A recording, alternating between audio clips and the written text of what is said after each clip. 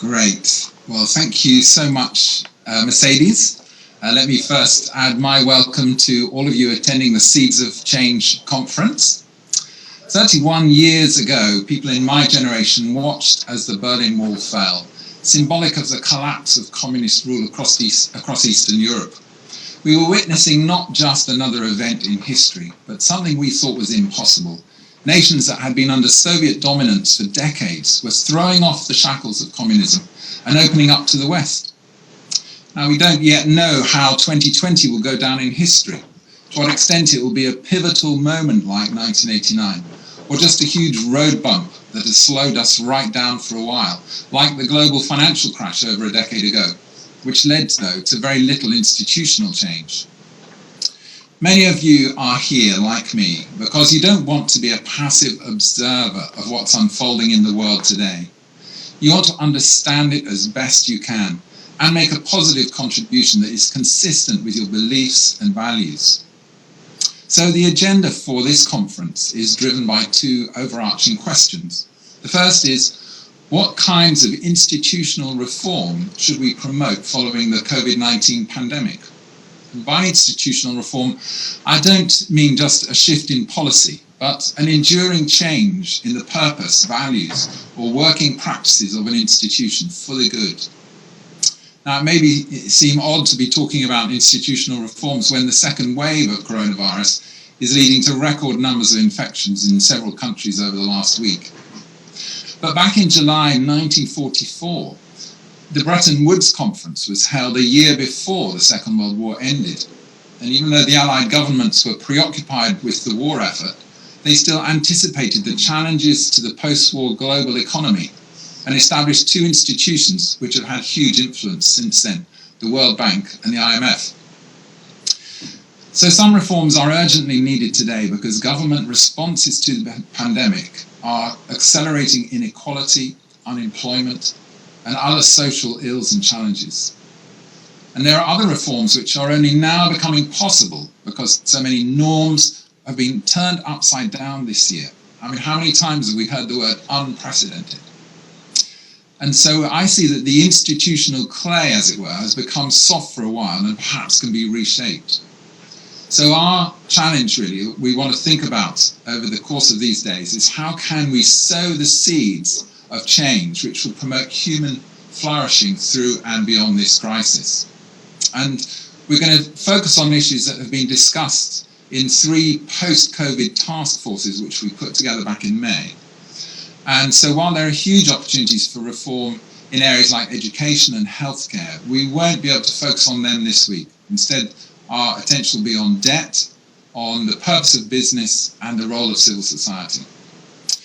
Let me come to the second overarching question for the week, which is this. Is there a distinct contribution that the Christian faith can bring to the table as we identify these opportunities for social reform? And if so, what does that contribution look like in a liberal secular society like Britain? Currently, churches in the UK provide a whopping £12 billion worth of essential social and economic support to local communities, as the National Churches Trust reported last month. But can the Christian faith bring something to the conversation about the future of our institutions and what they're going to look like in the years ahead? Now, we are not assuming that everyone attending this conference is a Christian. And in fact, I want to extend a particularly warm welcome to you if you're not. Our hope this week is to explore a vision for social reform, which will appeal to a wide range of people, not just members of faith communities. And I believe that the consensus in society that thinks faith should be excluded from public debate and relegated to the private realm is crumbling. So how is the COVID pandemic influencing the public perception around religion? Is this a moment for Christians in the public eye to be more open about their faith, and especially more confident to propose policies which are informed by that faith? Well, I want to explore this question now by interviewing the first member of our panel this afternoon, and that's Elizabeth Oldfield, who is the director of Theos. Welcome, Elizabeth. Good evening. Elizabeth appears often in the media, including BBC One, Sky News, The World Service, and writing in the Financial Times. She's a regular conference speaker and chair. Elizabeth has an MA in theology from King's College London, and before joining Theos in August 2011, she worked for BBC TV and radio. So it's lovely to have you today, and I'm just looking forward to this initial kind of conversation, this interview with you, Elizabeth. So a minute ago I said that the consensus that thinks faith should be excluded from public debate and relegated to the private realm is crumbling. Would you agree with that? I've been pondering this question, and I think it's a very good one, and it's important to zoom out a bit and think about the wider context. I think what we're seeing is a crumbling of the barrier between the public and private realm more generally, with advances in digital communications, technologies, with a sense of the ways in which we engage with each other no longer being the way we are in the home, with our friends and family, or perhaps with our church congregation, then we go out into our workplaces or our civil society organisations, and we vote and we take part as citizens, and then we withdraw again into our private spaces. The pandemic has simply accelerated a trend whereby the public and private is just, that distinction is just breaking down, and it has all kinds of kind of ripple effects around what we think of privacy, around how we understand how we speak about free speech and thought and our engagement with each other. But I do think that that's part of the context for this, that the private and the public is just breaking down in general. And there's ways in which that's positive, and there are ways in which that's negative. I think that there is an increasing openness to sources of meaning and wisdom beyond just the material. Certainly we see that high point of a kind of Whiggish, scientific, rationalistic, I guess kind of liberal triumphalism waning. And I think it's been waning since really the start of this millennium, this idea that if we just, if we lent enough into scientific and economic progress, then all would be well, and we would usher in the end of history. And certainly the disappointment of that and the disillusionment of that means that we certainly see in our work more and more people open to alternative sources of meaning. But I don't think we need to not underplay just how much baggage or woundedness there still is, the barriers that still exist to the possibility of people looking to the church, looking to the gospel as one of those sources of meaning. That is increasing, I think, very slowly, but it's not the first place that people look.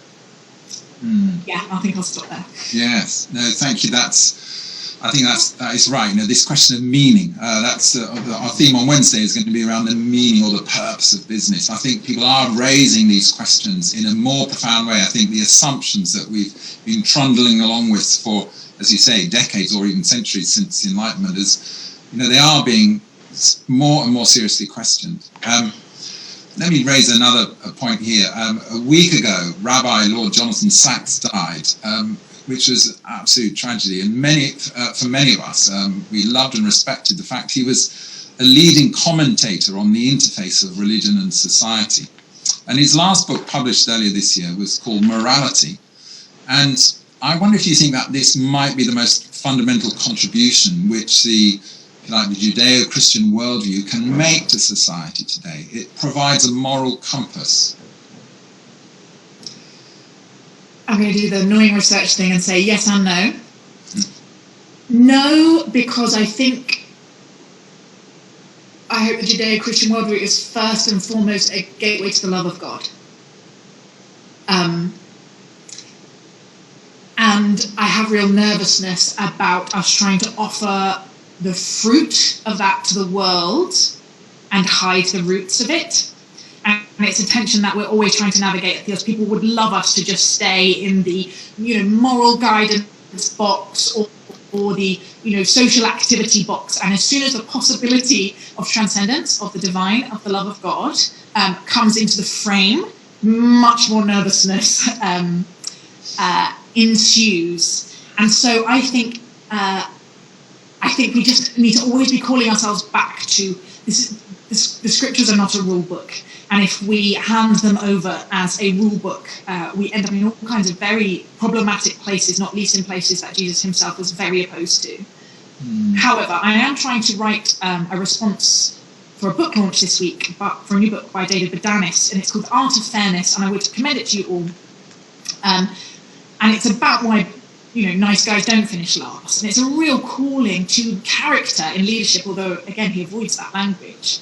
And again, you can feel him as an author want to quote scripture, and he does sometimes. And so many of his case studies are influenced by religion and are able to make virtuous choices of fairness and decency again and again, because they have that structure and that community and that story in which they've been formed. And he sort of leaves it hanging, but for anyone looking, it's really obvious that what he's saying is these great moral traditions, if they're not irreplaceable, we haven't worked out how to replace them yet, but we've written them off. So perhaps we've done that too quickly. And so far, I think we both need to realise what a treasure, what a radical and beautiful treasure the Christian moral tradition is, and offer it to the world, but be careful not to stop there. I can see that the chat's just popped up. The book is called The Art of Fairness by David Badanis. Yes, thank you. We're going to be picking up on any of these references and put them in our sort of post-report emails. So people who've attended today, you'll be able to pick up on some of these things. Yes, I mean, it's your yes and no answers. It just gives an illustration of what I think we'll be running into all this week, of just how tricky and, if you like, nuanced we need to be in answering this question of what contribution can the Christian faith make, because it's not a simple, it's not an easy one to answer. Let me just ask you one more question, Elizabeth. Thinking about this year in particular, how do you think the pandemic has shifted people's attitudes to the role of church in society? And perhaps, where do you see the greatest opportunities for the Christian faith to contribute to the crisis, as it unfolds now? The very honest answer to this is I don't know yet, and it depends on what day you catch me and how pessimistic or optimistic I'm feeling. I think there's a lot of cross currents actually going on. It's quite hard to see the big picture. My sense is that nationally or perhaps globally, the church is seen as a bit irrelevant because we haven't necessarily taken up much space in the public imagination at that level. Whereas locally, I think many people will have encountered the justice work of the church perhaps for the first time, and seen the convening power of the church and the church's volunteers to meet immediate needs alongside mutual aid groups and other things that have been springing up. We've just published a report called Growing Good, which is a big report in partnership with the Church Urban Fund, which was 3 years' work looking at particularly Anglican social parishes, so quite a narrow focus denominationally. But we do think that public social action, which my colleague Nick Spencer has written about in another report, as Christian social liturgy, not becoming the kind of welfare wing of the state, but authentic and open about motivations, love of neighbour, is both growing and will continue to grow as a kind of distinctive contribution of the church in society. And what we're seeing actually is that the sort of false dichotomy of social action and evangelism, which I know that many of us struggle with, we really need to continue to try and break that down, because in many of those case study parishes, invitations for those outside the church to either be helped by a justice project or to volunteer and be involved in a justice project was one of the most common ways that people came to faith. And the congregation might have thought the only way to introduce someone to Jesus would be to invite them on an evangelism course or to a service. But active serving in communities very organically, without an agenda, was often leading to people coming to faith. And so I think there are reasons to be kind of hopeful and positive that that's not just an instrumentalised, wing of the welfare state activity, but a way that we can most powerfully image the kingdom of God. Oh, fantastic. Well, thank you, Elizabeth. That's whetted our appetite for the discussion that will unfold now. We hadn't quite confirmed this, are you happy to introduce your other two colleagues on the panel? Yeah, so that's fantastic. Well, I'll say goodbye for now and pop up at the end of your panel discussion. So thank you so much, Elizabeth, and over to you now. Thank you. Yes, we're doing a sort of baton passing situation this evening. I have been interviewed, and now I'm going to turn and host two wonderful voices that I'm really looking forward to hearing from. The first is Archbishop Angaelos, who is the Coptic Orthodox Archbishop of London. He's the president of the Bible Society. He's co-chair of the Lausanne Orthodox Initiative, and he appears regularly in the media talking about many things. I'm sure that you've come across that really powerful and valued voice. In 2015, he was awarded an OBE for services to international religious freedom. Archbishop Angelos is going to respond to that kind of Kickstarter conversation, and particularly trying to ground it in those questions that we've been asking about what might intentional institutional reform, what are the opportunities for that post-COVID? How can we actually build back better? And then how can the Christian faith make a distinct contribution to the post-pandemic world? And after he's spoken, Dr. Patrick Dixon will present his thoughts, and he is chairman of Global Change Ltd. He's a futurist and author of 17 books, which is an astonishing and intimidating number. He's a sought-after speaker, he's advised on boards, and he travels the world. He's also trained as a medical doctor and an expert on viral pandemics, such as COVID-19, which I'm sure is going to be very useful for his contributions this evening. So with no further ado, I'm going to hand over to Archbishop Angelos for his response.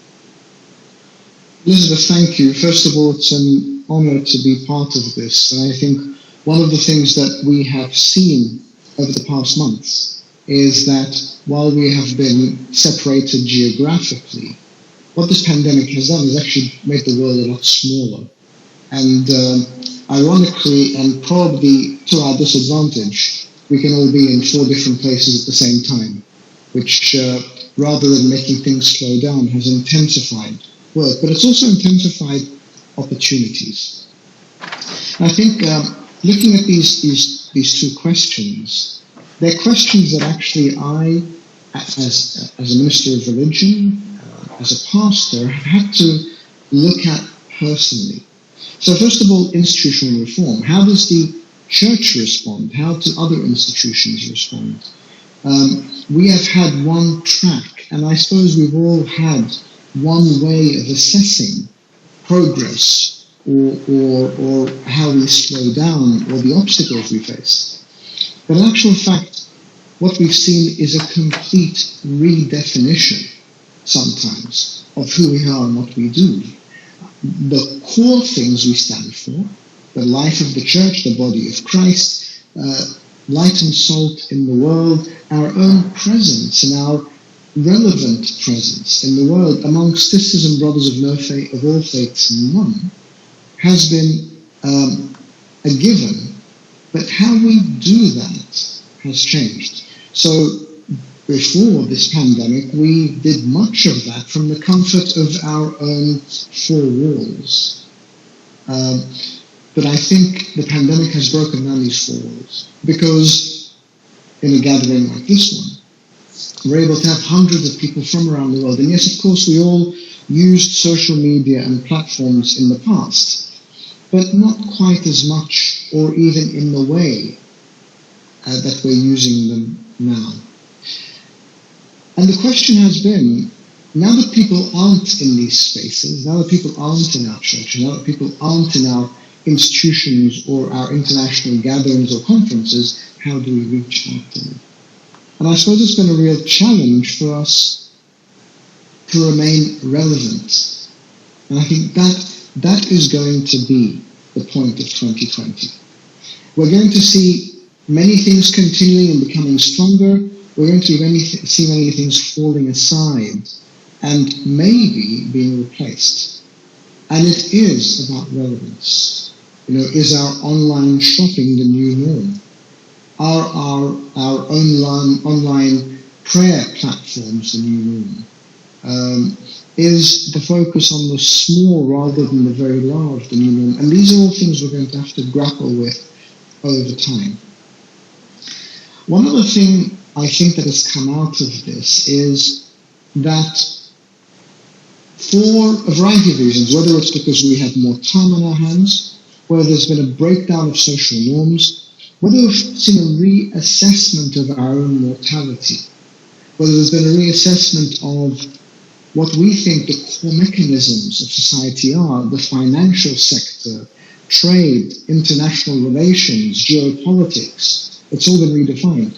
And so people are looking more, I think, towards a deeper need, a spiritual need, something that, regardless of the breakdown of many of these norms that we've come to accept are our foundations, something is still happening, we're still proceeding, we're still going on.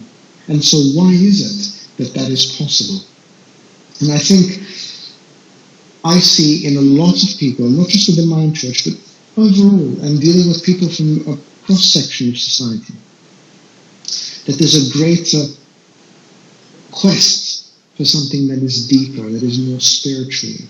Whatever that looks like for people, from our perspective, it is the hope that comes from the Christian message. It is the power of the message of the resurrection, that regardless of all obstacles, regardless even of the cross and that symbolizing death, there was a resurrection, there was a life beyond, and there is a life beyond for us now.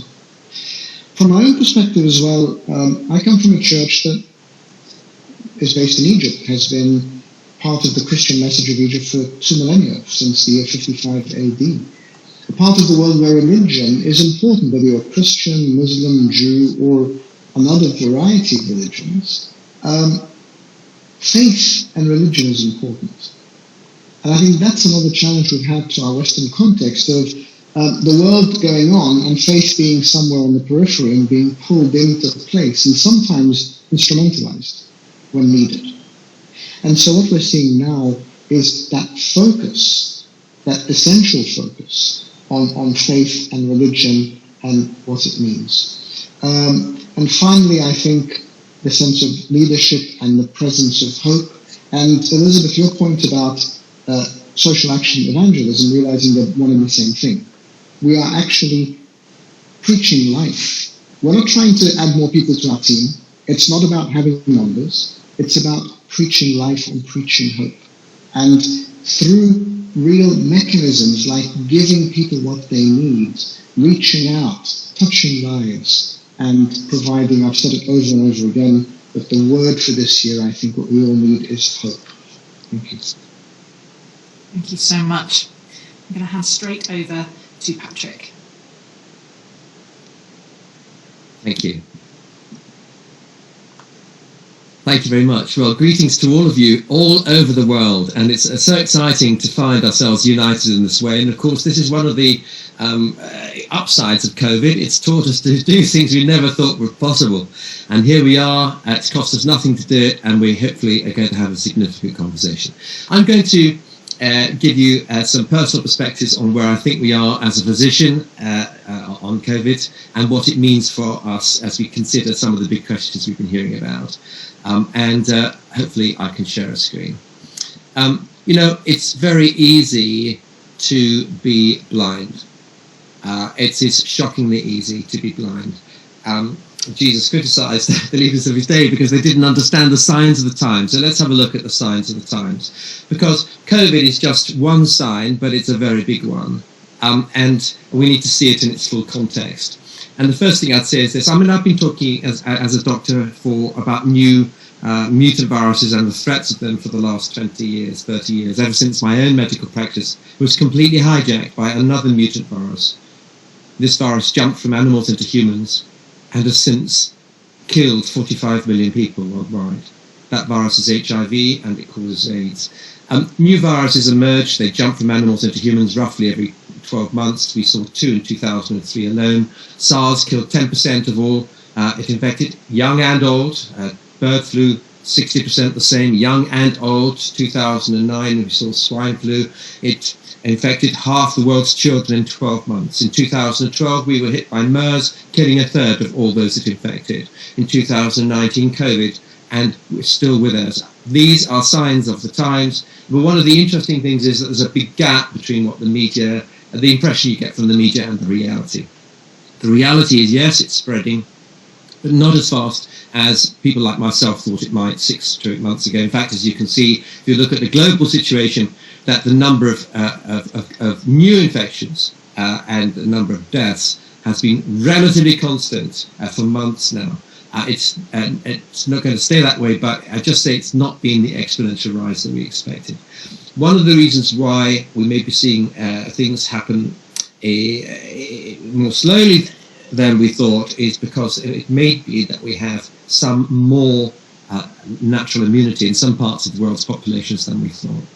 In London, we saw cases doubling every 2 days back in March, April. In most of the rest of Europe, it was around 4.5 days to double cases. That's 4.5 days to go from 1 case to 1,000.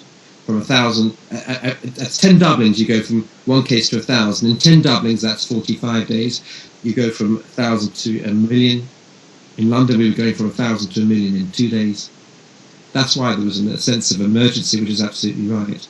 But what we have found is that in many parts of the world, even though we're seeing rapid spread, so-called rapid spread, it's been nothing like the speed we saw earlier.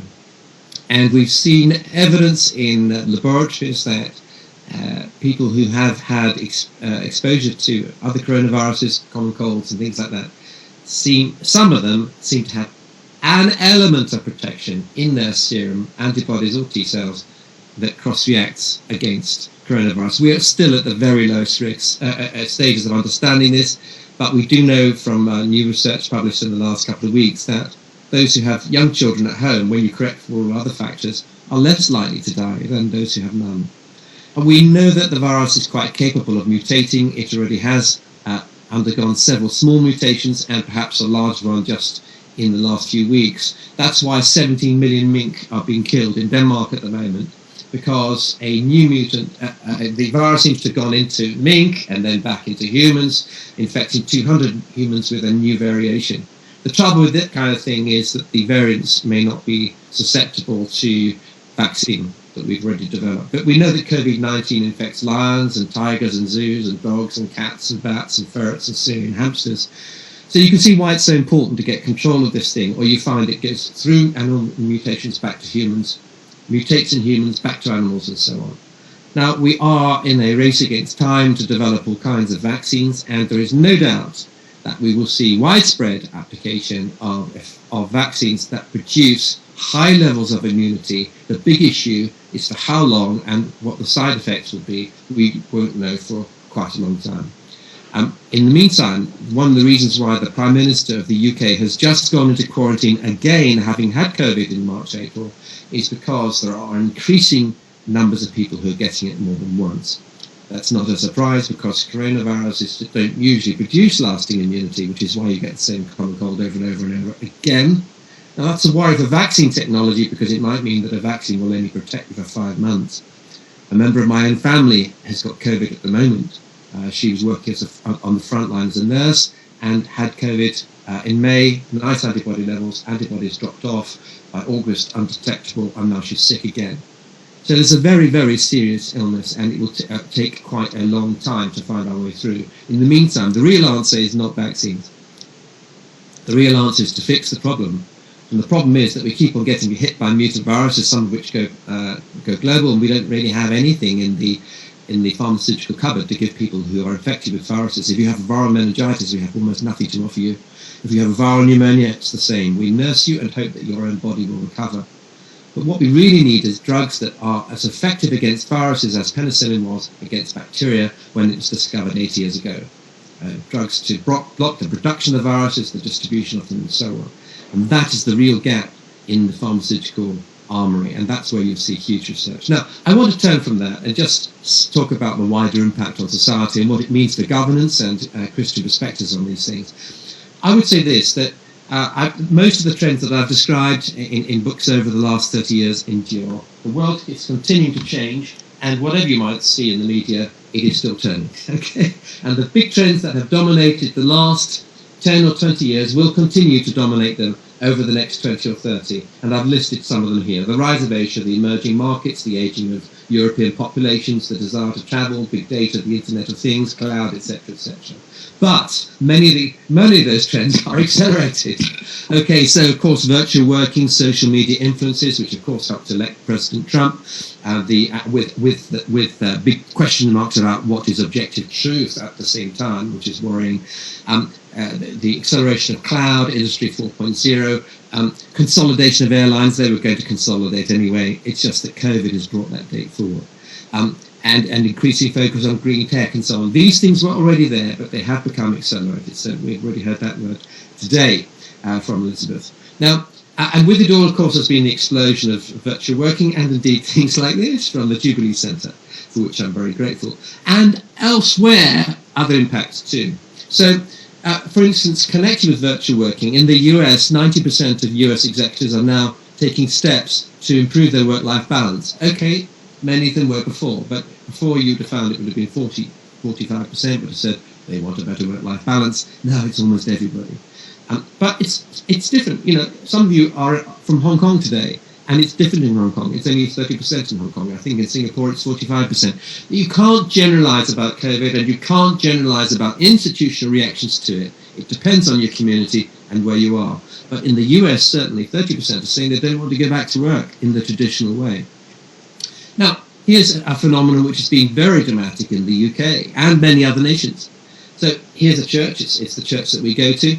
We've been putting online services up. We only have a congregation of about 100, but we've been getting regularly, as you can see, 170. Actually, many services have had 300 or even 400 services, people watching them at services. What it means is that in the UK, around a third of all 18 to 35-year-olds in our secular atheistic society, so-called secular atheistic society, a third of 18 to 35-year-olds are watching online services. At least they were just over a 6-week period. Astonishing growth of hunger for spiritual content of all kinds. And I'm reminded of the stories of the Apostle Paul in the New Testament, who was chained up, imprisoned in a cell. And of course he starts to write. And as he starts to write, he becomes the world's first time warp apostle, the first digital communicator, and 2,000 years later, his words ricochet around the world. Indeed, I'm referring to them right now. So, lockdown. Paul experienced lockdown. He was locked up, locked down, locked in, whatever you think. But out of that frustration, a great explosion of creativity and communication came. Indeed, here's a fact. It could well be that Jubilee Centre reaches more people through online forums this year than it's ever reached in the previous decade. Okay, so why? Because Jubilee Centre has been locked down, locked up, and locked out, and yet the influence has grown. Now, meanwhile, when you look at the influence of Parliament, well, the most striking thing is that no one's there. At least there have been times when the streets have been almost deserted, and people have been grateful for that, especially when they've been thinking about global warming and the catastrophe facing our planet. And we have seen globally an increased resurgence of concern for our world. Greta Thunberg has not had much to say. Recently, she hasn't needed to say it because COVID has said it for her. COVID has brought our attention to a world that is sick. Not sick from COVID, but sick to the very core of its being because of the impact of human beings themselves. A world which is already becoming quite sensitized. Long before COVID, these trends existed, but we've had an increased concern about animals, and not just not eating them to save the planet, but actually about animal welfare. You know, every pig should be a happy pig, or if you don't want to eat pigs, every lamb should be a happy lamb. And if you eat them, maybe you eat them, but they should be happily killed as well. You know, a huge concern about animal rights, huge concern about mobility, about the vulnerable, about those who have no voice, about the marginalized, about Me Too campaigns, about patterns of abuse, low-grade and gross sexual abuse of whole generations of women, about which men have simply sniggered and laughed in the past. These things are becoming history, alongside the things like the Black Lives Matter movement. It's just a an accentuation of something that was there. It was there before COVID. Would this have happened with COVID and without COVID? Yes. Was it more intense because of COVID? I believe so. Acceleration of thoughtfulness, of caring attitudes, which have led to all kinds of questions too about how we look after people who are troubled about their own sexuality and so on. But back to COVID, and here we see that 86% in my country, here in the UK, think the government should have a major responsibility for health and well-being. This is new. Just 2 years ago, it was only 62%. So the government being seen as a much more paternalistic, protective figurehead for the benefit of humankind than in the past. You will see those kind of figures in many nations.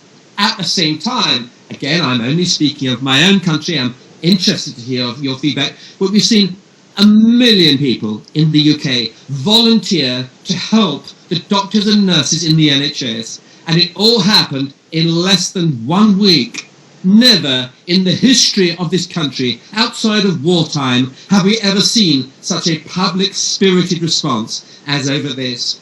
And then there's been the weekly banging of saucepans and lids every week to celebrate the goodness and humanity and kindness and love and care of these amazing heroes. So what does it mean for us as people, many of us who do have faith, the spirituality as I have, who think that that faith should outwork in practical expressions in social action? Well, from what you can see, our world is certainly more open than it was, certainly in this country, in the UK, to spiritual messaging, and actually our world is in more need of it. The challenges, of course, is in delivery, partly because the churches are so locked down themselves. Now, with that, I'm going to hand back to... Who am I handing back to? I'm not quite sure here. Elizabeth. You're handing back to me. Thank you so much. That was... I'm frantically scribbling down notes here. I am going to open up the conversation for the three of us to have a bit of a chat, but I would encourage you to be beginning to put your questions in the Q&A box. The chat box is for the kind of friendly, connecting with people, sharing your thoughts. If you would like me to put a question to the panelists, I will be looking in the Q&A box.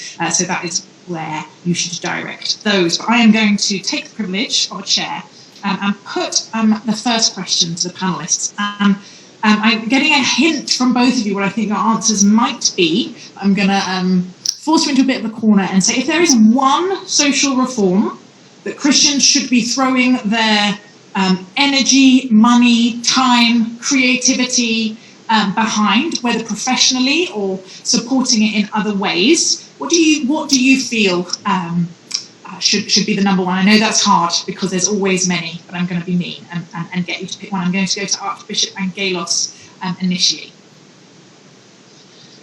Thank you, and can I just start by saying, Patrick, that was inspiring. Thank you so much. I think it is the Christian principle of putting oneself in the place of others. I think so much has been done and revolved around social self-interest for so long. And I think the one reform that I would like us to see is looking at the pain of others and not just the needs of the masses, looking at others as individuals. Because the challenges that Patrick just outlined are personal individual challenges. And while policy and action only goes towards a mass approach, it forgets that people in the middle suffer. So I think that every policy, everything we do, must look at individuals as part of the whole and not just the whole. I'm going to be really mean here and just ask you, what might that look like? Can you think of an example where we could apply that principle? Absolutely. You know, we saw the death, the murder of George Floyd.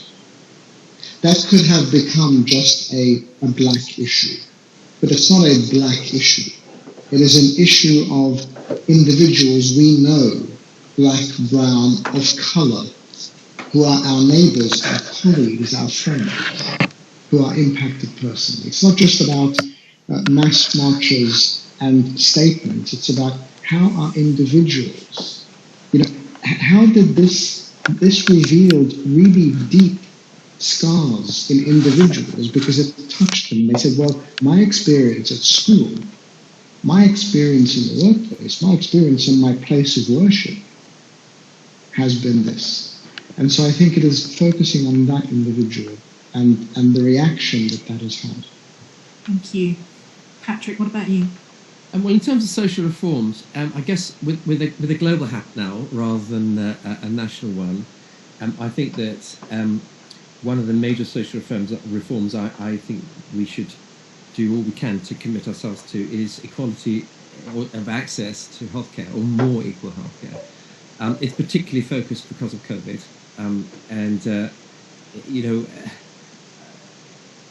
we have 1% of the world's population owns half the wealth of the world, and by definition, if you're on this call, you're likely to be in the 1%.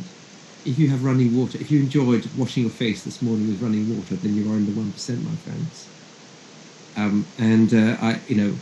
When you find that you can travel 40 to 50 miles through the bush and find a nurse on her own in a wonderful clinic who's beautifully trained, but she has no medicines in her medicine cabinet whatsoever, except medicines for epilepsy and schizophrenia, and she has no antimalarials, no antibiotics, nothing to help children, no pain relief, and she has people dragged on donkeys to her door for 50 miles around, then we realise we have a problem. And I'm talking about rural Zimbabwe, where I was not long ago.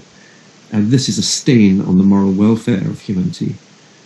So that is one major reform as far as I'm concerned. Thanks. There are lots of other COVID-related questions popping out. I don't generally want me to pick through a couple of them very quickly or not. Yes, do, and then I'll... Okay. So why were governments caught out? Well, they shouldn't have been. People like myself have been warning about pandemics. I did extensively when SARS hit us in 2003. It's just that governments tend to forget. Governments change. People move post or they retire. The Southeast Asia was not caught out in quite the same way because that's where many of these viruses emerge for reasons we don't understand. So they have a long history of dealing with these things. But we got very slack and sloppy in Europe for sure. In terms of long COVID, we don't know the full impact of this virus, but it is true that in a small number of people it seems to last a very, very long time. Is this typical of viruses? No, it's not typical of viruses. It is unfortunately a characteristic of this one. When successful vaccines simply strengthen the hand of technical materialists, well, I hope it strengthens the hands of the medics, folks, because I tell you, your older relatives need it. If you have a relative over the age of 75, they urgently need a vaccine, and you need to hope and pray they get it. So one of the vaccine is, I think that's it for now. Back to you. Thank you. Before I open up for some more questions from the floor, I'm going to ask both of you how you think our faith convictions, for those of us who are Christians on the call, should influence our reform priorities when we're seeking to be of use, to be salt and light in a post-COVID world. What does it look like to live as disciples of Jesus, and how do you try and apply those that personal faith in the ways that you engage? I'm going to let one of you volunteer. Well, I mean, just give an example from. I think we can. Sometimes it's very easy to say, I'm going to do this as a Christian. At the end of the day, we're human beings, aren't we? And we respond to situations that present themselves, and sometimes we can't even control how we feel, or we just get overwhelmed by the situation which we're in, and we do the very best that we can. And for those of us whose lives are informed by the teachings of Jesus, who are seeking to do our best to follow those and to be a follower of him, then of course that overriding command is to love, to care, to show God's amazing grace and mercy, hopefully in how we live ourselves. So for me, it was a no-brainer. When I was confronted, for instance, this is the virus before COVID with HIV. I was not instinctively drawn to that particular illness, AIDS, but there I was confronted by large numbers of people dying of something that felt like leprosy all over again, with tremendous stigma and fear, just like Ebola more recently. And it would have been very easy to be judgmental, as many Christians were in the 1980s. But I just felt convicted that actually here, as Jesus said, you who are perfect, cast the first stone. He said that to a woman in adultery. And who are we to judge? And that's an example. So there was a statement that Jesus made that churned around inside me till I realised that I had to do something and had to get involved with something that I would not normally have done had I not been a follower of Jesus. So that I think is my answer to that. Thank you, Archbishop Angelos. I think I had a reflection very early on that in the early centuries, when Christians couldn't meet, they went into the catacombs to continue their worship and fellowship. 21st century, we went up onto the World Wide Web. And we had the digital platforms, we had the prayer meetings, we had the Bible studies, we had conversations like this. So that Christian resilience, struggle and obstacle is nothing new for us. And there was a question on the chat about the Coptic Orthodox Church in Egypt and what is the future. The future is, we've never taken up arms. We still represent the largest number of Christians in the Middle East because we know that our lives are in the hands of a mighty God who is gracious and who is sovereign. And so I think the resilience of the church, the fact that it sounds horrible, but we've lived through incredible challenges, faithfully and honestly and lovingly. And I would go towards the message of hope that we have as Christians. That's what we carry through. The cross, as I said earlier, was this incredible symbol of shame and defeat. And yet beyond it, there was hope and victory. And I think that's our message. The other thing is, as Patrick just pointed out, we're supposed to be, as Christians, walking in the footsteps of Christ. And he was there right in the midst of it. So it is about a leadership from within rather than from the front. That's the whole message of the incarnation, God taking flesh to journey with us from within, is what we must do. We must be amongst people and living with people because we are people who are suffering the same thing. And that's where the challenge is. Just one quick anecdote, and that you mentioned my work with international religious freedom. I'm not an activist. I'm a clergyman, I'm Christian, and that came very much from the calling that I felt, that if my own people have experienced persecution for so long, I'm not just going to become tribal and look after them. It means that right, that human dignity is afforded to every person, of faith or of no faith, because we are all in the image and likeness of God. We have a faith in Christ, but it doesn't make us superior or more privileged or more entitled to human dignity or faithfulness in the eyes of God, because he loves all humanity equally. And so we must share that equally as well. Thank you. And we've got a question coming through about fake news, about the sense that our ability to access accurate information is being threatened, and the agility of those who want to spread false information seems to be increasing. How much do you think this will be a factor in Christian and other people of goodwill's ability to bring about institutional reform which moves us towards justice? I'll try and pick off sort of 4 or 5 of these. They're all sort of somewhat related. I agree. The false news issue is a really big one, and we all have, fortunately, it's something every single person on this call can do, which is take part in social media, not obsessively, but just make sure you're in there, and every time you see a false statement, just challenge it. And if everybody does that, it will quickly stop. So it's a really important issue.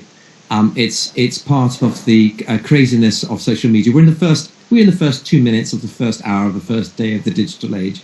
In 2300, if we're all here still, we will look back in astonishment at the kind of nonsense we were going through in 2020. Individualistic buying, or is it community spirit? Panic buying, or are we really becoming more caring? It's both. To every trend, you'll see a counter trend. Some parts of the community, of course, are buying for themselves because they're literally terrified. They're afraid, especially an elderly person's worried about running out of food or dying. But at the same time, you're seeing hundreds of millions, trillions of acts of human kindness every month in the UK alone by individuals who've never normally thought of doing it. And we should be very grateful for that. How that's shared, I'm not sure. It's difficult. All I'd say is we need to be more equitable. You also have to make sure that shareholders get the return for the money that they invested. That's actually your pension funds as well. These are complicated issues. I'm just saying we need a more equitable form of healthcare. I'm not going to give you a trite answer and say that the vaccine should be allocated according to some mechanistic thing. It just needs to be much better than it is. And there should be there needs to be access for emerging markets to this. Mental health, yes, it's an absolute curse at the moment. And we have a moral duty to look out for those who are lonely. But again, we can debate these things like institutional change. For goodness sake, get up the phone. Get off this call and pick up the phone to 3 people you know and just ask them how they are. I say we can get lost in the sort of the academic, the hypothetical, the organizational, and right before our very eyes are the simple things which transform society. And that is the nature of the gospel. It's the salt, it's the light in the darkness, it's the salt that leavens the whole thing. Thank you so much.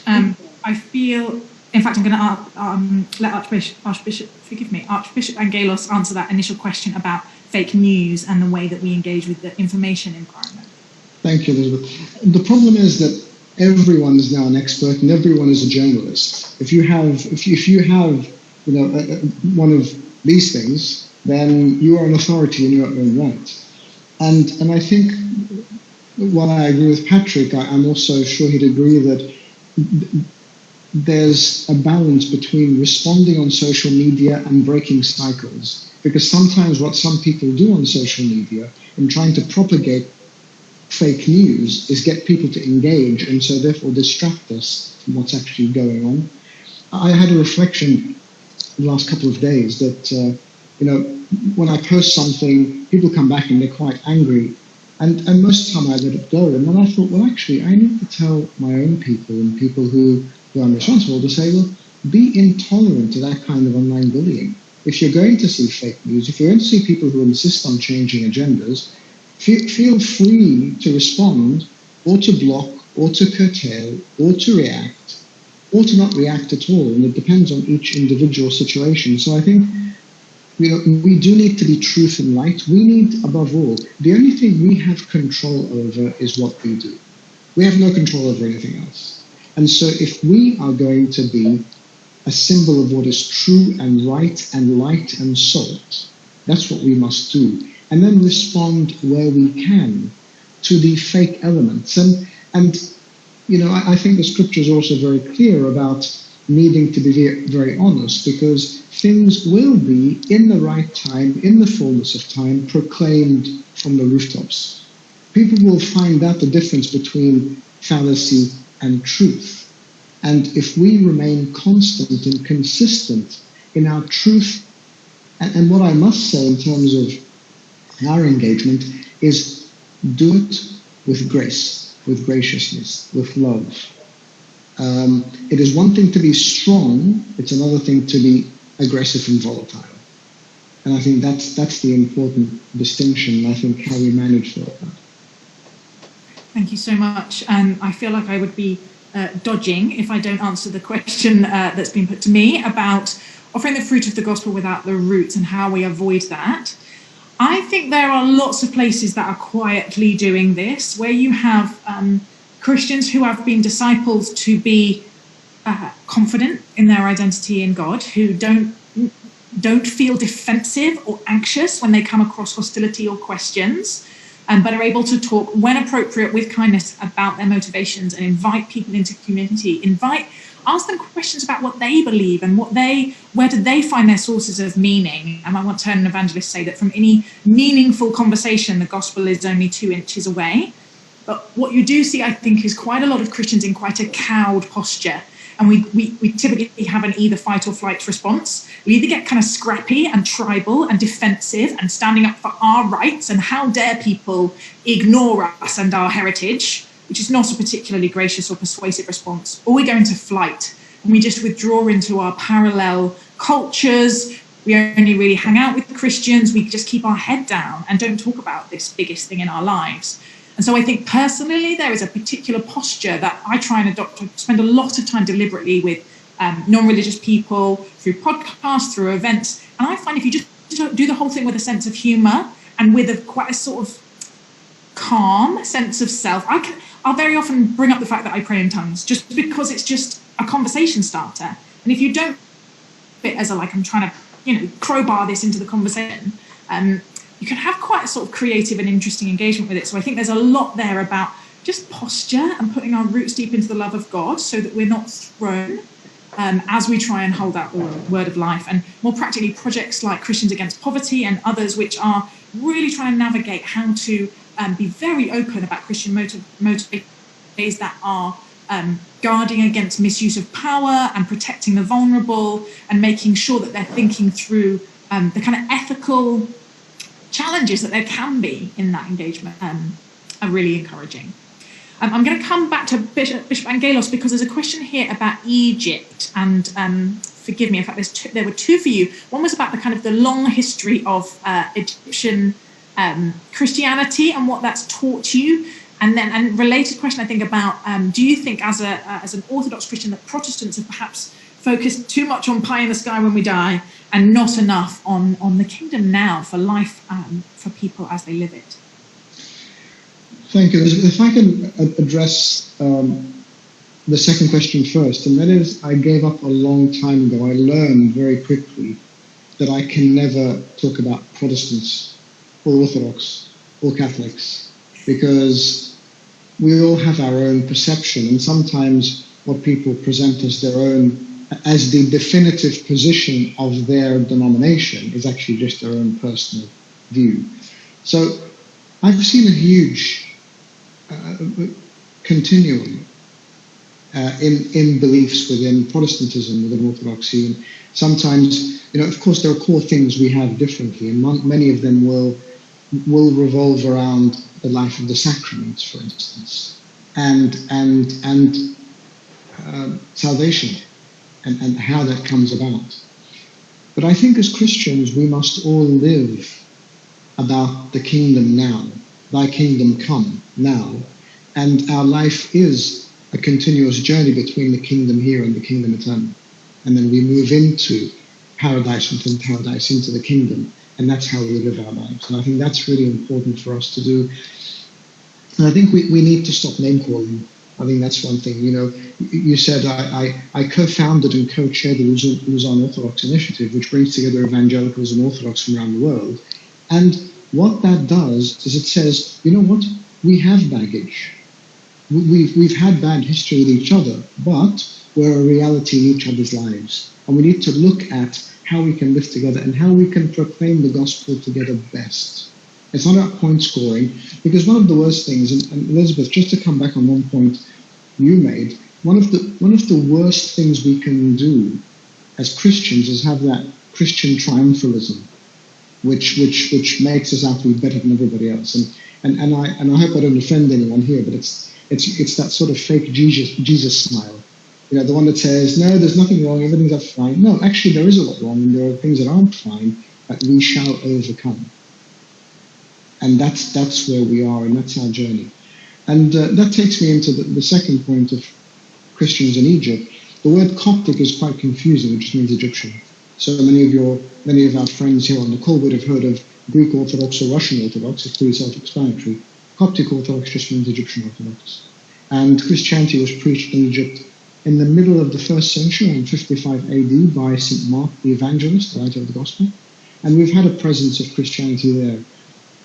The one thing I will say about Christians in Egypt is, while we have experienced persecution since that very 1st century, through the reign of Diocletian, through the entry of Islam in the 7th century, for some reason there's been a resilience there that while we recognize the difficulty and we journey through it, we haven't fallen into a state of victimhood, which I think is very disempowering for us as Christians. And so to understand that there is a challenge, there is difficulty, but by the grace of God and because we are in his hands, and because he is a faithful God who will not leave us, then we're in his hands, and that's why we're still here to tell the tale. Thank you. We have a question about personal responsibility. I was fascinated by that slide, Patrick, about a growing desire amongst people for government to take more of a role in health and well-being. Do you think that indicates a shift in a growth in unwillingness to take personal responsibility? Should we be worried about that or not? No, I think it's a recognition that we are more than the sum total of our constituent parts, that actually communities require leadership. Leadership is actually a part of all religions as well, especially the Christian religion, the promotion of leadership, respect for leadership. Countries require governance.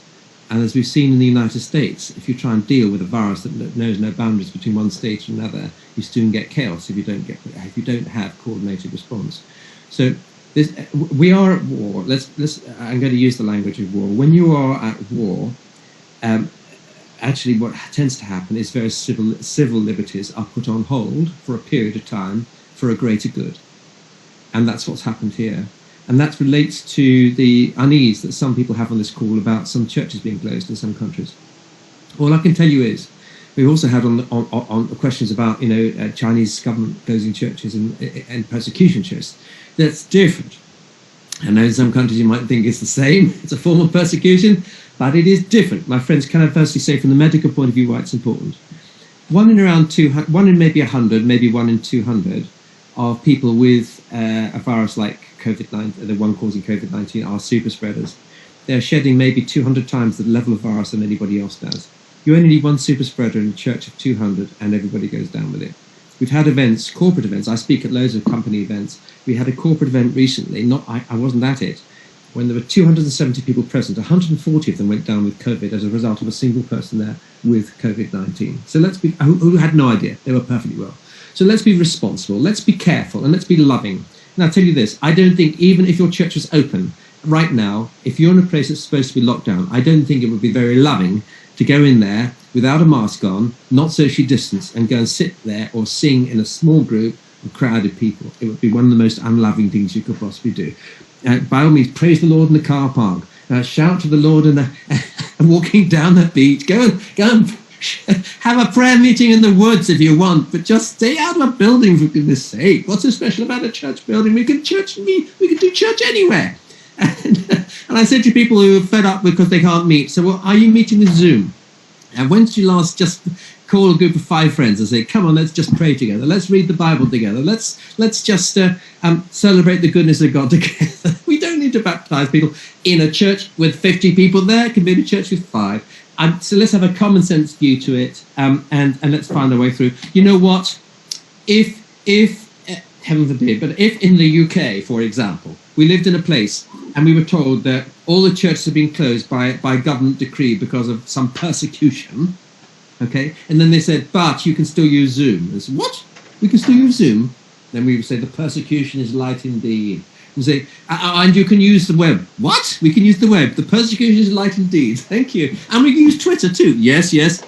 And the phone. Yes. And we can walk along the street. Yes. In groups of only 1 or 2. You can walk along, and we can pray outside. Yes. And we can evangelize. Yes. I said, really? The persecution is light indeed. So for those who feel that this is some great oppressive thing against the church not being able to meet on a Sunday, I'd say go and some other parts of the world where there is real persecution, and then we might understand what true suffering is. This is not true suffering. This is an inconvenience, and actually the church is reinventing itself, just as Paul did in prison, and we will see all kinds of new patterns of ministry over the next 2 or 3 or 4 or 5 years as a result. Elizabeth, I'll just make a comment on that. Archbishop Rowan Williams actually made a very strong point when he was speaking about persecution of Christians around the world. He said there's a distinction between the persecution and the challenges we face as Christians in places like the UK, and that by using the word persecution, we undermine what others are going through. So I entirely agree with Patrick. Persecution is a word that is used where you see, the Christians in Nigeria or in Iraq, or the Rohingya or other faith groups. But it's not a word to be used for what we're going through. But again, we've got to be resilient to what we're doing here. Thank you. We have a question on loneliness and that as a major social issue, and how should the church respond to it? What's your thinking on that topic? Well, it's very easy to answer that one. I think I've already done so. Well, we can have the institutional answer, or this is what the church should do, or there's the practical one. If people are lonely because we can't get into their houses, and they would normally be meeting with other people in the community centre, then we need to do what we can. I mean, Sheila, my wife, bought 100 cards, 100 blank cards. Why? And she made it to her sister. She got rid of them all in a month. She just wrote 3 cards a day. Why? I'll tell you why. Because I know if I asked, if I could see 500 people on this call right now, I'd be asking you a question. And I said, put up your hands. If you've got a card that's somewhere on your mantelpiece, or it's in your Bible, or it's in some drawer somewhere, and you've had that card for more than a year, and you'd all be waving hands at me. And why? Because it was not just a birthday card. It was a little greeting, or there was a note, or there was an encouragement, or a scripture, or something which left the very spirit of that person's encouragement for you. And it's lived for. How long does it take to write a card, my friends? Less than 30 seconds. So you can do something in 30 seconds that produces a lasting impact of blessing for someone who's lonely for the next year or two. I just say, come on, folks. This is a time for doing those 100 trillion acts of human kindness, and let's transform our planet at this time of suffering. And I think as well, what the pandemic has done, it has actually amplified the challenges of many people. People have been lonely every day of their lives over the past 2+ millennia. Loneliness is not just a creation of a pandemic. Neither is alienation, neither is marginalization. But we're now feeling pain that we've never felt before. We've never understood here in Britain what it means not to be able to go to church. And so when we've heard reports of Christian communities in Pakistan not being able to pray, we think, oh yeah, that's such a shame, we'll pray for them. Now we know what it feels like. And so when we're talking about loneliness, we understand it now. And it is the reaching out. It's the very small things. It's picking up the phone. It's calling someone you haven't spoken to in 3 months or in 3 years, and suddenly realizing, I'm going to catch up with this person. Because you know what? Christ, God in flesh, loved us so much that he came to visit us here. And so we can't go visit people, but we can call them. We have parish response groups that go and they'll place shopping and gifts and encouraging messages on people's doorsteps and walk away, so when they open them, they've realized they haven't been forgotten or abandoned. Because, when we remember people, people remember that God remembers them. It's almost like a small manifestation of God saying, I haven't forgotten you either. And just as we would want that done to us, we must do it to others. And please thank Sheila. It's a wonderful thing. Thank you. I'm writing myself a little note, buying note cards. The pandemic has revealed our inextricable interconnectedness. And I do think there's a paradox here. We're both more connected than we've ever been, but we're also seeing rising polarization. We have more tech to coordinate our efforts than we've ever had, and still those wicked challenges of things like climate change feel just indescribably difficult to overcome. And perhaps, Patrick, you'd like to start, followed by Bishop Angelos. What can we do, maybe with practical and then spiritual answers, to increase our capacity to actually cooperate, to actually work together to help solve some of these problems? Well, I think all these things fit together well, because, it was only a couple of minutes ago we were talking about fake news on social media. And, for all the things we complain about are also things that can turn to good. And yes, we're incredibly connected, but seem to be very lonely. So how can we get around? Now, of course, I'm being simplistic, because there are some people, of course, who are not online, and they don't have anybody to connect with. So forgive me, I don't want to be at all trite with this. I'm just saying that we have right before us many of the tools that we need to answer the very prayers that are in our own hearts, if you like. And if we've learned one thing from Greta Thunberg, it is this, and from Donald Trump, that people movements change the world. And they don't necessarily require much organisation. It's a strange thing. When I mentioned the AIDS charity asset that started in our home about 31 years ago, it started because of a book. I wrote a book, and it was read. It just travelled. It travelled faster than I could. We had programs starting all over the world in places I've never been to, people I've never met. We didn't have a strategy for. We didn't have a change management program. We didn't have any funds. Things happened. Why? Because there is because when there's a sense of vision, when there's a sense of calling, when there's a sense of hope that we can do something together, then you find people movements spring up all over the place. And I have more faith in people movements than I do in human institutions alone to change the world. We need both.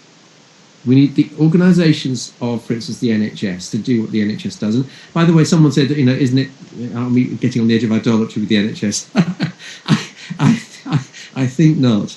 I think this is a jolly good opportunity to say thank you. And a part of this kindness of society that I'm seeing more of. And I think we should just turn our attention more regularly to different industries and thank them too, whether it's the people who clean the toilets on the underground, if you go through metro stations, or wherever it is, you're just thanking, a spirit of thankfulness and of being blessed to be alive and sharing that blessing and thankfulness with others. I think is really, really important. So let's do that. Let's create the people movements. And how do you do that? Well, just with the life that is in us. Sharing those little things, it's extraordinary. I'm sorry, I'm going to come back to those cards again.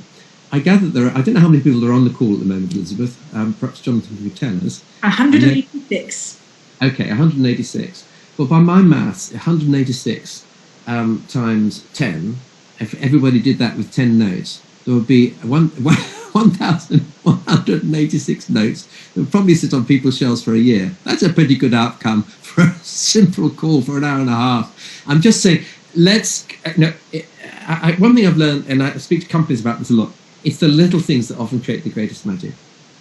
It's the things that we often despise. We think, no, I want a great big job in the church. I want to speak and preach every Sunday. And they don't forget, actually, it's the tiniest things sometimes that have the greatest power to transform people's lives. The things that may seem quite lowly. Jesus himself chose what the world had counted folly in many ways. Paul talks about that in his writing. God has chosen what the world counts folly to confound the wise. And it is often the case. It's the tiny things, whether it's the notes or the text. I got a phone call. I got a text from the other side of the world once, from someone I hadn't heard of for a long time. It almost moved me to tears. All it just said was, "I'm thinking of you today." And actually, they didn't know that, but I really, really needed it. Someone sent me a fairly short email about 3 weeks ago and said I had 3 really bad dreams. 3 consecutive nights. It was your fault. I had 3 dreams about you. And this is what I was dreaming. And I just felt this is what I felt. This is what, and this is a message for you to encourage you. And this was the situation I saw that you were in. And this is what I felt God was telling you. And this is what I thought. And then the third night, I think it's going to happen, just to encourage you. And do you know what? That's quite extraordinary. I hadn't heard from this person for 10 years. But this person was describing precisely the situation I was going through. I was so grateful for their courage. They must have thought I'm an absolute fool writing this thing in case they were completely off their heads. But there they were. They had touched a moment of truth for me. And it was an expression of love. And I'm now talking about it to you. And you're being encouraged. And I can see you're smiling away, Elizabeth. Why is that? Because this friend of mine sent an email that I will remember for a long time. So I'd say let's focus on these smaller things, while also being considerate and prayerful and supportive of all those who are in leadership right now, because I think it's a very difficult world. Patrick, I think we should go big. I think the 186 should do 100 cards each, like Sheila. I mean, then you've got so many more happening. Elizabeth, I think in terms of engagement and I think first we need to realize that we have a need to be with each other. We have a need to be in fellowship. It's the core of Christianity, the body of Christ, the members coming together, all of us united in him. And then once we recognize there's a need, there needs to be a will.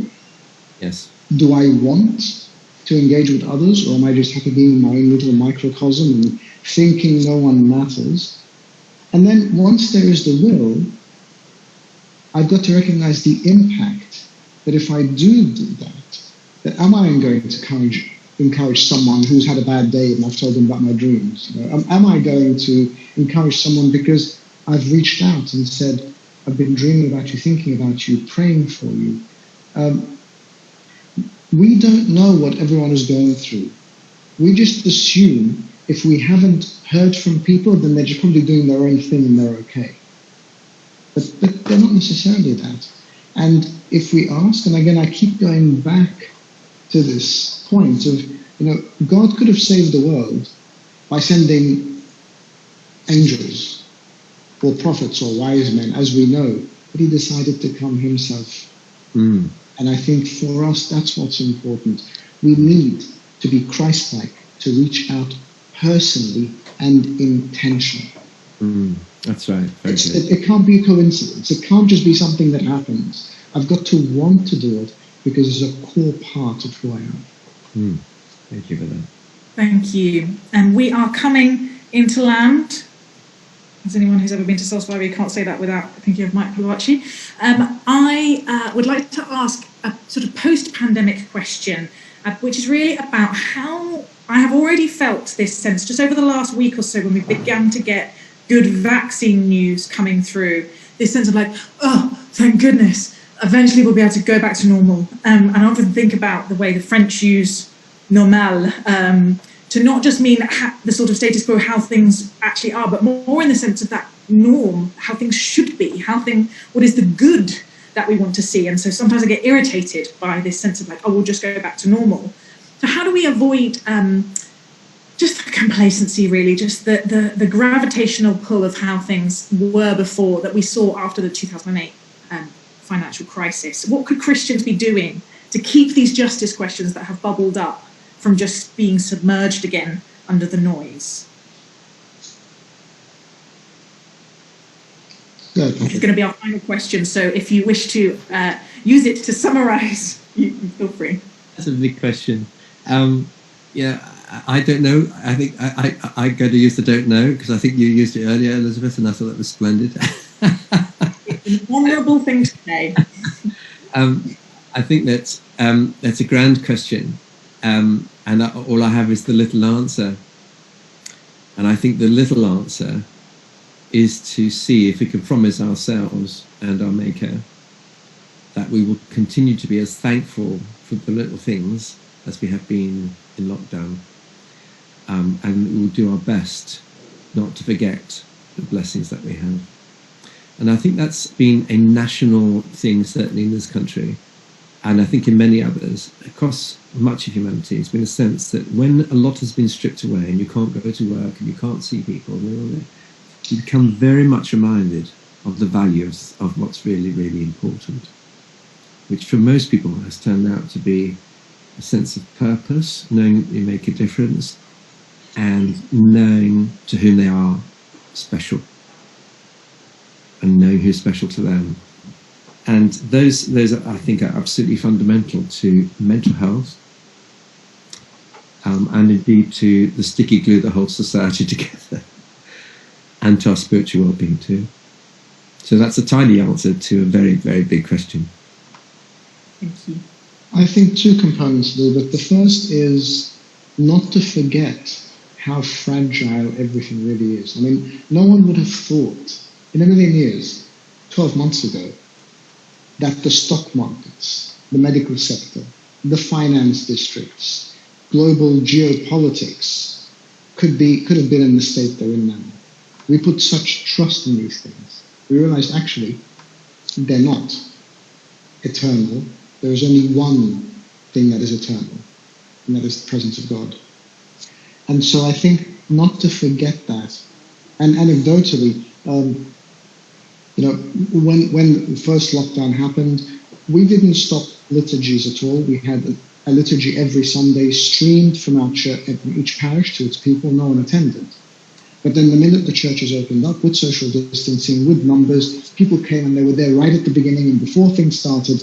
And as time went on a little bit, they were a little bit later, a little bit more complacent, a few more cancellations on the reservation system.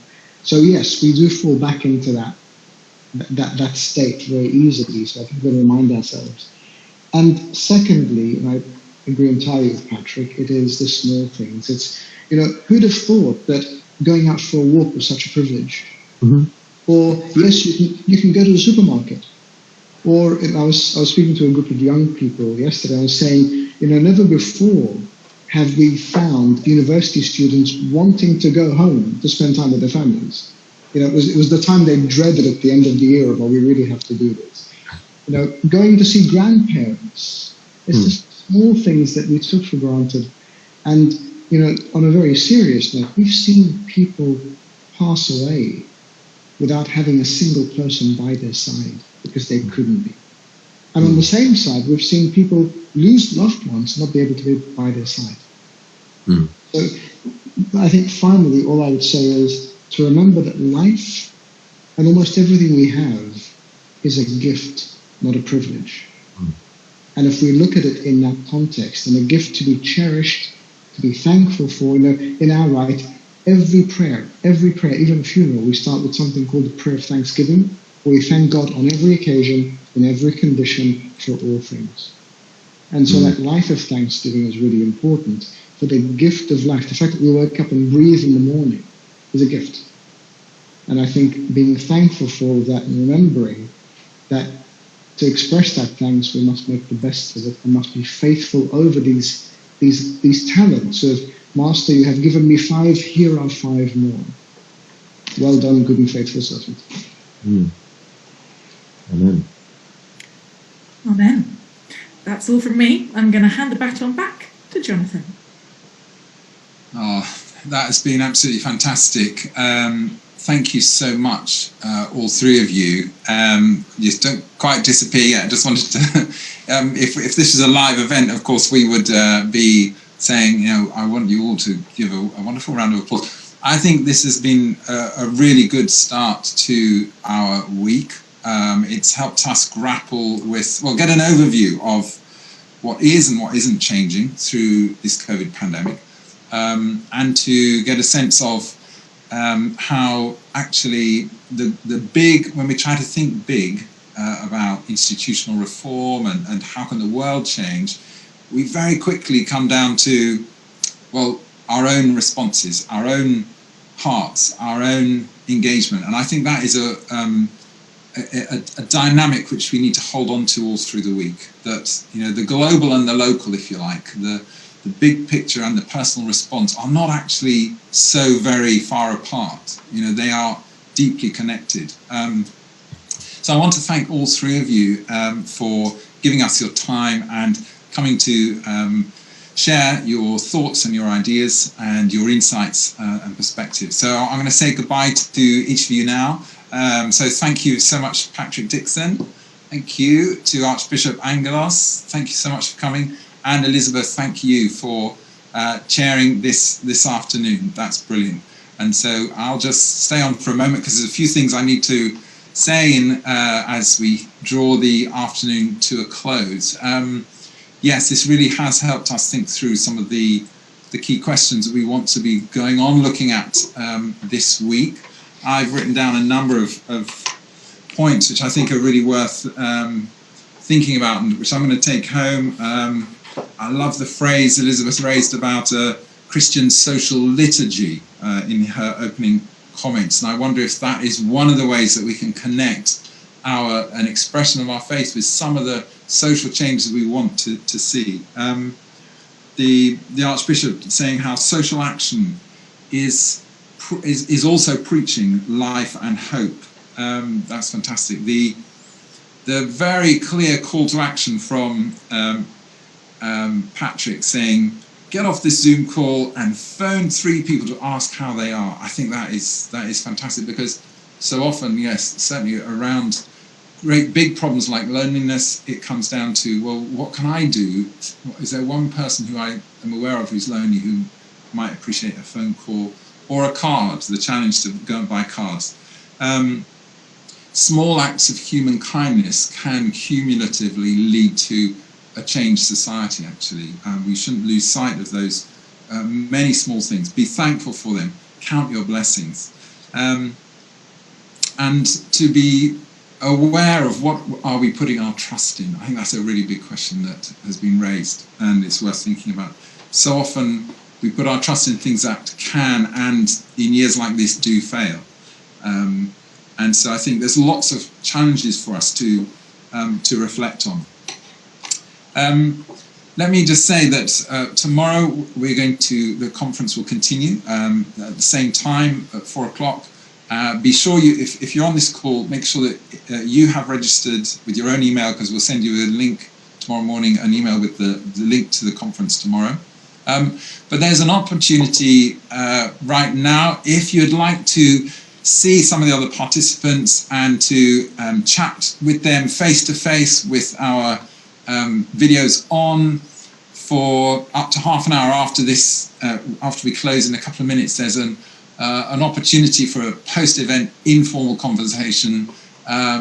So the way that we'll do that is that we only have I think it'll be fine. We'll have a capacity of a maximum 100, but I don't suppose 155 of you, which the number's going down all the time, I don't suppose you all want to stay on for a chat. But for those of you who do, in a moment, if not already, in the chat, if you look in the chat, my colleague's going to put the link in, there it is.